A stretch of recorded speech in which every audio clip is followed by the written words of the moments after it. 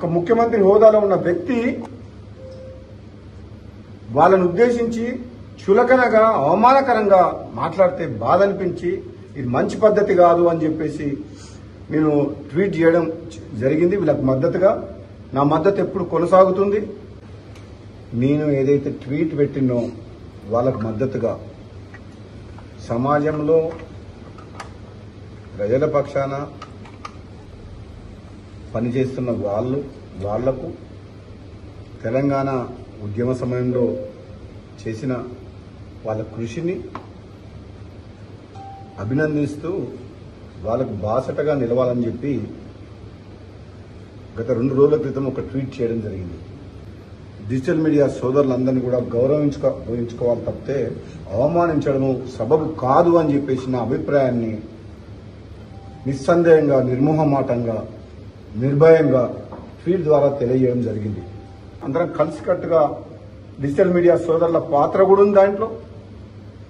అందరం కలిసి ఈరోజు ప్రభుత్వాన్ని ఏర్పాటు చేసుకున్నాం. ఇటువంటి తరుణంలో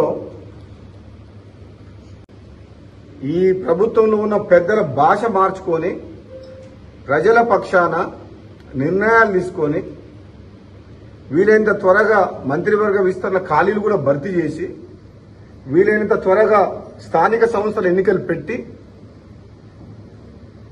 గ్రామాల్లో అభివృద్ధి నోచుకోలేక 20 నెలల నుంచి భయంకరమైన పరిస్థితులు ఉన్నది కాబట్టి ఒక బలమైన నాయకత్వాన్ని గ్రామ స్థాయిలో కూడా మనం నిర్మాణం చేసుకోవాల్సిన బాధ్యత ఉంది. కాబట్టి ఇప్పటికైనా మనం పాలన సరైన రీతిలో అందించే విధంగా ముందుకు పోవాలని చెప్పి సూచిస్తూ చెప్తున్నాం.